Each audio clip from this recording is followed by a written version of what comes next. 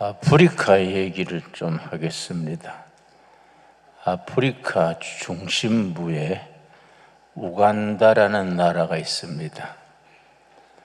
나라 넓이가 22만 평방키로, 우리 한반도 북한까지 전체가 22만 평방키로니까 통일한국보다 조금 넓지요.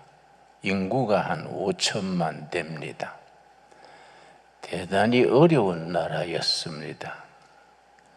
근데 최근에 우간다 대통령이 한국에 대해서 말하기를 코리아가 우간다 국민들에게 희망을 주었다. 그래서 한국이 우간다 국민들에게 희망을 심어주었기 때문에 아프리카 제일 문제 많던 후진국에서 모범 국가로 발전할 수 있게 되었다. 아프리카 우간다 대통령의 말입니다. 정권이 바뀐 뒤에 한국에다가 요청을 했습니다.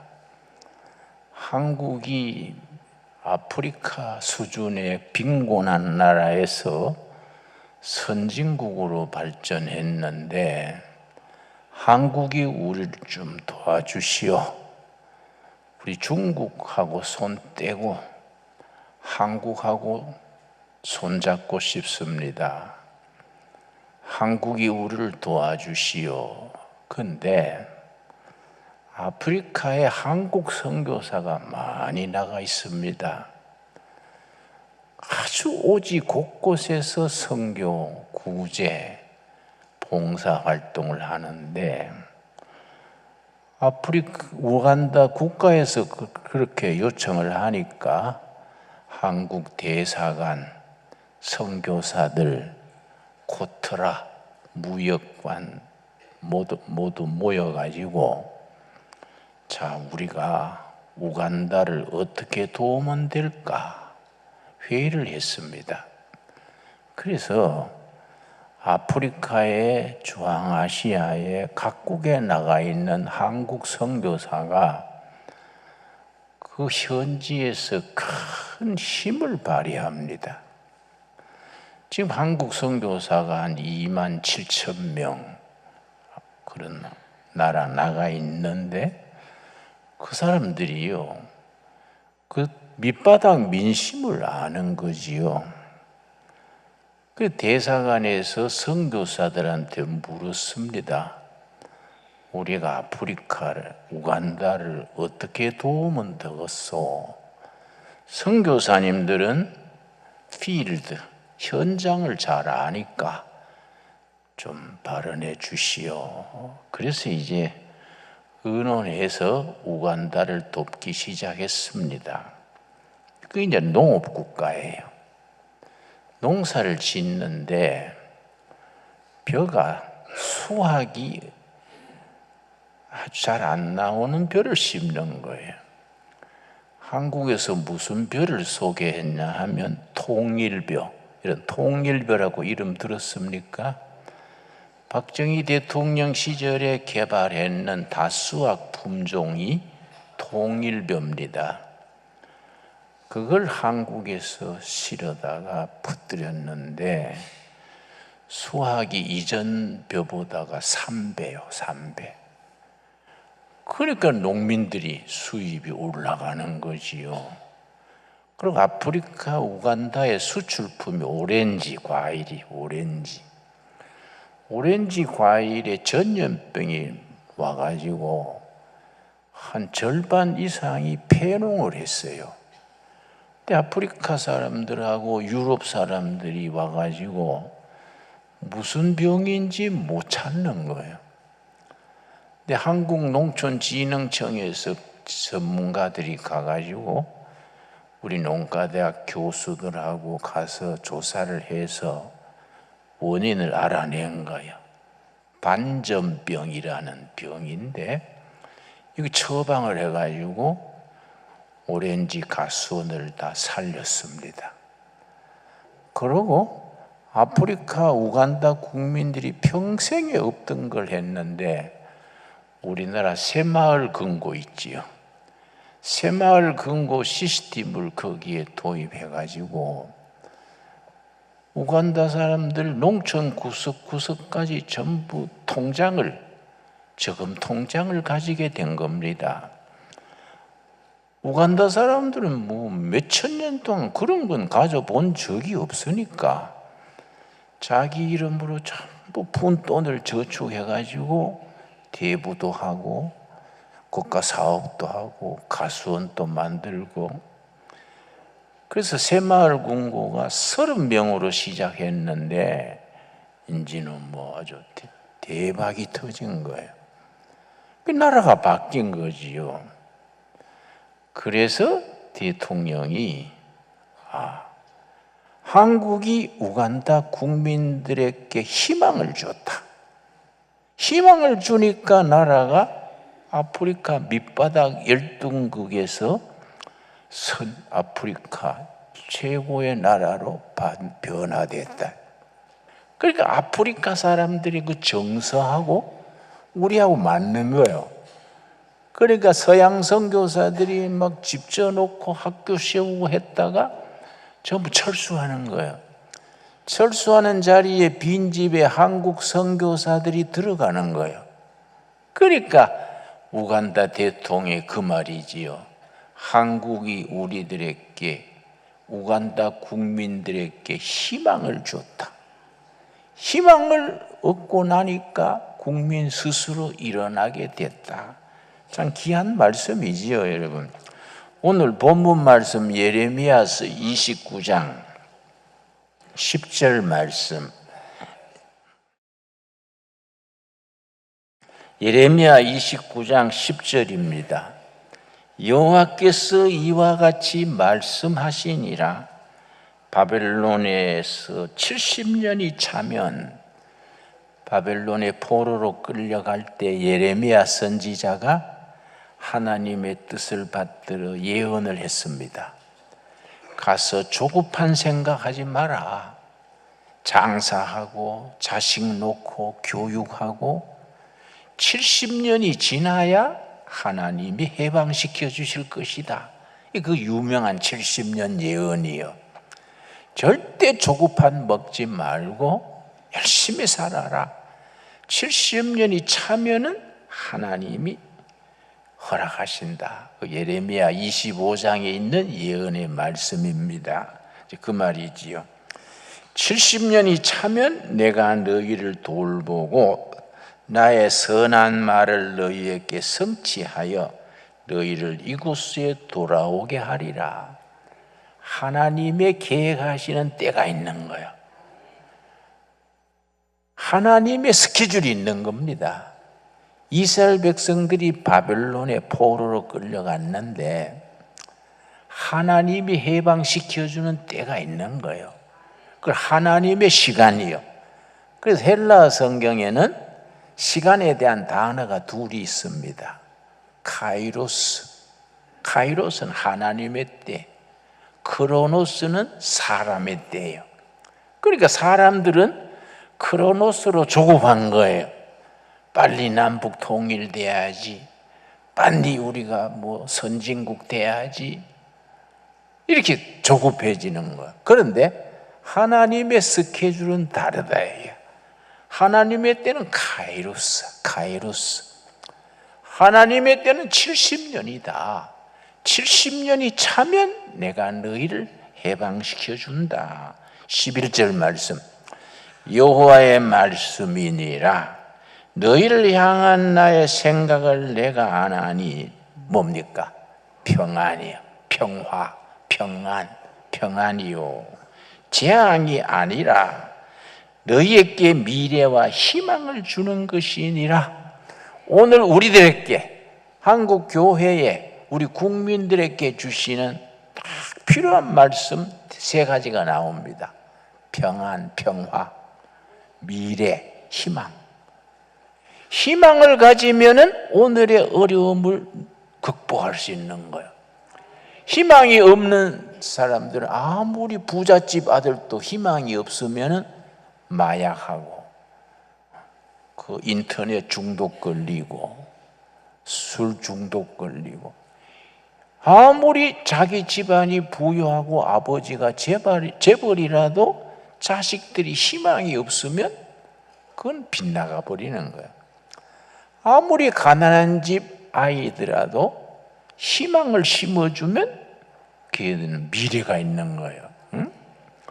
내가 중학교 때에 좀 공부도 잘 안 하고 내가 소설 읽기를 좋아해서 매일 소설 한두 권씩 보고 학교도 잘 안 가고, 학교 오다가 내가 이제 캐리 쿠퍼 영화를 좋아했는데 한 번은 가다 보니까 캐리 쿠퍼 영화가 광고에 붙었는데 그날이 마지막 날이에요.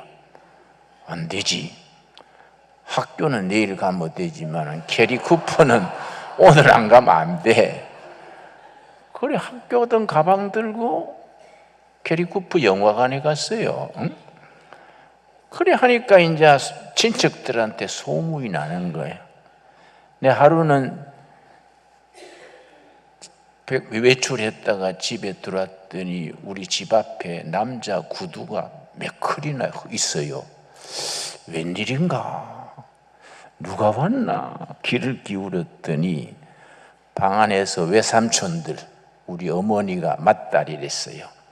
외삼촌들 4명이 와가지고 어머니 큰 누나한테 인사하러 와가지고 이야기하는데 내가 가만히 귀를 기울여 보더니 내 얘기야. 누님, 호의는 인간 안 돼요. 그거 소설 나부렉이나 보고 학교 시간에 영화관이나 가고 그게 가망 없습니다. 교육시키려고 그렇게 고생하지 말고 막 공장이나 보내가 누님 좀 편하게 사세요. 그게 인간 안 됩니다. 그게 내가 궁금하지요. 내 얘기니까. 내가 가만히 귀를 기울여 들었더니 어머니가 뭐라 하시나 들었더니 놔둬라. 걔는 꿈이 있는 애요. 꿈이 있는 애는 미래가 있다. 한때는 다 그렇게 하는 거지. 그 내가 마음이 탁 참 위로가 되더라고요. 그 뒤에는 영화관에 안 가고 어머니 말씀이 생각나는 거예요. 꿈 있는 애가 뭐 자꾸 캐리 쿠퍼 보러 가서 되겠냐? 응? 그러니까 마음 잡고 공부한 거예요. 교육은 학생들에게 지식을 전하는 게 아니에요. 희망을 심어주고 꿈을 심어주면 공부는 지가 하는 거예요. 안 그렇습니까? 신앙도 뭐 부흥사님 믿습니까? 아멘 아멘 어깨 들썩들썩 하지 말고 자기 믿음이 속으로 길러져야 돼. 자기 믿음을 가져야 이 난세에 어려운 세상에서 흔들리지 않지 않습니까? 그래서 이 예레미야 29장 11절 이 참 위대한 말씀입니다. 우리 한번 같이 읽겠습니다. 여호와의 말씀이니라. 너희를 향한 나의 생각을 내가 아나니 평안이요 재앙이 아니니라. 너희에게 미래와 희망을 주는 것이니라. 그렇게 평화와 미래와 희망이요. 그리고 하나님께서 우리에게 요구하는 게 있습니다. 12절이죠. 12절. 12절을 실천해야 돼요. 그래야 우리가 영적인 열매를 맺고 우리 믿음의 진보를 이루는 겁니다. 너희가 내게 뭐하며? 부르짖는 기도요. 부르짖어야 돼. 부르짖으며 내게 와서 기도하면 내가 너희들의 기도를 들을 것이요. 13절 말씀. 너희가 온 마음으로 나를 구하면 나를 찾을 것이요 나를 만나리라. 오늘 우리에게 주시는 살아계신 하나님의 말씀으로 받을 수 있게 되기 바랍니다.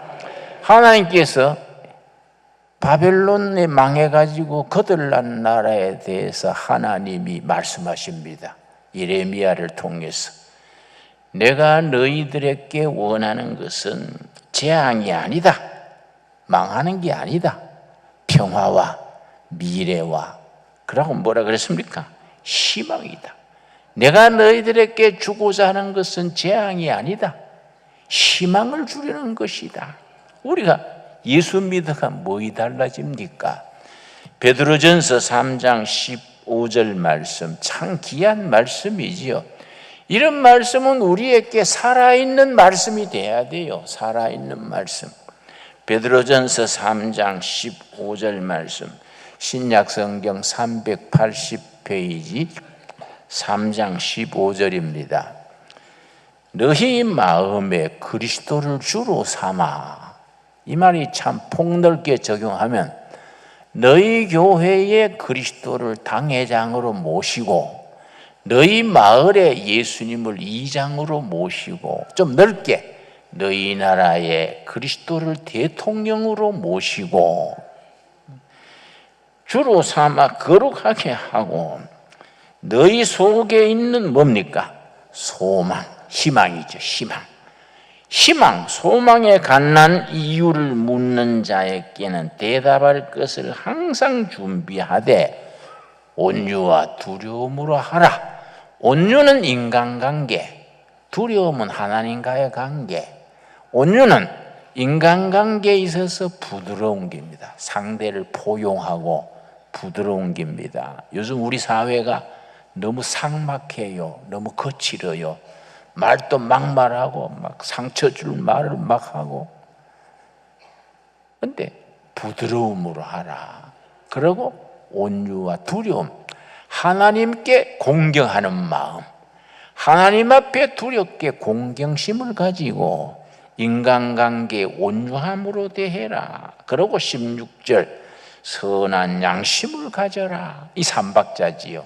인간관계에 온유, 부드러움, 하나님 관계에 공경하는 두려움, 그리고 자기 속사람이 선한 양심, 이걸 가져라. 그러면 하나님께서 약속하시는 겁니다. 미래와 희망을 준다. 여러분, 이 나라가 희망의 국가로, 교회가 백성들에게 희망을 주는 교회로 쓰임받게 되기 바랍니다. 내가 내 서재에서 내가 자주 읽는 책이 있습니다. 독일의 에른스트 브로후라는 철학자가 있습니다. 그 사람이 쓴 아주 세계적인 명작이 희망의 원리, 이런 책인데 5권으로 번역이 되어 있습니다. 그런데 이제 독일어로 다스 프린집 호프농, 호프농은 희망, 프린집 원리, 다스 프린집 호프농, 희망의 원리라는 이 책인데, 이 책의 저자가 신혼 시절에 아주 가난했어요. 그래가지고 생활비가 없어가지고 자기 아내가 아르바이트 나가고 갓난 아기를, 이 사람이 아기를 얻고, 우는 아기를 얻고 달래면서 이 원고를 쓴 겁니다. 아주 그 유명해요. 원고를 아기 얻고 쓰면서 희망에 대해서 쓰는 거지요. 그 희망, 이 두꺼운 책 5권으로 썼는데 그 희망에 대해서 아주 확실하게 얘기합니다. 인간은 내일을 위한 희망을 먹고 산다. 밥 먹고 사는 게 아니다. 우리가 밥 먹고 빵 먹고 사는 게 아니다. 희망을 먹고 산다. 희망을 잃어버린 자는 절망에 빠지고 인생을 포기하게 된다. 희망은 역경, 좌절을 극복하는 힘이다. 희망은 역경과 좌절을 이기게 하는 힘이다. 희망이 있으면 삶을 포기하지 않는다. 4번째 뭐냐? 그 희망은 연습해야 된다. 희망은 배워야 된다. 희망은 만들어가는 것이다. 저절로 생기는 게 아니다. 우리 교실에서 학생들에게 희망 만들기, 희망을 심어주는 교육이 돼야 되지요. 희망을 심어주고 희망을 만들어주고 희망 제작소가 교회가 돼야 된다. 교회가 그냥 땅 사고 집 짓고 이게 문제가 아니다. 교인들이 뭐 50명 모여도 교인 한 사람 한 사람에게 예수님을 주인으로 모시고 예수님 안에 있는 소망, 희망을 심어주면 그 교회가 하나님이 쓰시는 교회가 되고 백성들이 박수치는 교회가 된다 이거죠. 우리가 신강두레 교회는 변두리에 있습니다. 저 서울에서 변두리 경기도에서도 후진 양주 동두천 이쪽으로 있습니다. 서울에서 망하면 집 팔아가지고 동두천 양주로 오는 겁니다. 여기서 이제 전세 살다가 또 더 망하면 저 포천 비닐하우스에 살다가 성공하면 동두천으로 왔다가 거기서 성공해가 서울로 다시 들어가는 겁니다. 이 동두천이 참 어중간한 양주 동두천이 그런 데예요. 근데 우리 이런 자리에 있는 교회가 할 일이 있는 거지요. 주민들에게 희망을 심어주고 희망을 교육하고 희망을 연습시켜야 돼. 아멘 하지요? 예. 그런 희망이 어디에 있느냐? 예수 그리스도 안에 있다야. 예수 그리스도를 주인으로 모시면 희망이 생긴다야. 그리고 희망이야말로 인간을 가장 인간답게 성숙되게 하는 힘이다. 그래서 중요한 건 뭡니까? 희망이라는 것은 길러주는 것이다. 아까 우간다 얘기 서론에 했지요? 우간다 대통령의 얘기요. 한국이 우간다 국민들에게 희망을 길러줬다. 그래서 아프리카 최하 열등국에서 아프리카 모범 국가로 발전할 수 있었다. 참 귀한 말씀이지요. 그건 뭐 한 나라의 얘기입니다만은 한 가정, 한 개인, 청소년 한 명에게도 희망을 심어주면은 그 병이 고쳐져요. 여러분 서점에 가면은 그 빅터 프랭클이라는 그 심리학 박사가 쓴 책이 있습니다. 죽음의 수용소에서 서점에 가면 살 수 있습니다. 아주 유명한 책이지요. 빅터 프랭클이 젊은 날에 히틀러 아우슈비츠 수용소에 갇혔어요. 그런데 많은 사람들이 죽어나가는 겁니다. 눈알이 반짝반짝하고 막 민첩해 보이는 사람 보고 다른 사람은 다 죽어도 저렇게 영리한 사람은 살아남겠구나. 그런데 그 사람이 희망을 잃어버리니까 그냥 죽는 거예요. 근육이 뛰어나고 체력이 뛰어난 사람 보고 다 죽어도 저 사람은 마지막까지 살겠구나 그랬는데 내일에 대한 희망이 없어지니까 그냥 시들시들 죽는 거예요. 그런데 아주 약해 보이고 옆에 있는 동료가 병이 걸려서 죽어가면은 그 얼마 안 되는 자기 빵을 갈라주면서 형제여 나는 건강하니까 빵을 갈라 먹읍시다. 그 어렵거든요. 굶주린 곳에서. 그렇게 자기 빵을 갈라주고 희망을 심어주던 사람이 마지막까지 살아남은 거예요. 그 사람 중에 한 명이 빅터 프랭클이에요. 빅터 프랭클이 수용소에서 나온 뒤에 심리학 박사가 돼서 정신질환 치료하는 이론을 발전시켰습니다. 그걸 의미료법 그래요. 영어로 로고테라피. 이건 로고스 테라피를 줄인 말인데 로고스는 요한복음 1장의 말씀이 로고스지요. 그리고 성경적으로 말하면 말씀요법이지요. 정신질환이 걸린 사람에게 삶의 의미를 심어주면 치료가 된다. 우리 영적으로 말하면 말씀을 깨닫게 하면은 정신병이 치료가 된다. 그래 로고테라피, 말씀요법, 우리말로는 의미요법, 삶의 의미를 심어주면 스스로 병을 이기게 된다. 이 빅터 프랭클의 얘기입니다. 죽음의 수용소에서 꼭 한 권 사서 자기도 읽고 자녀도 읽히고 아무리 불경기에 각박하고 힘들어도 말씀 속에서 예수 그리스도를 믿는 믿음 속에서 삶의 의미를 깨닫고 고생해도 고생 속에서 예수님 안에 있는 희망을 갖게 되면 그 사람이 승리한다야. 그 사람이 쓰임 받는다야. 그런 교회가 하나님께서 쓰시는 교회가 되고 통일 한국 시대에 국민들의 정신세계를 이끌어갈 수 있는 교회가 된다 이거지요.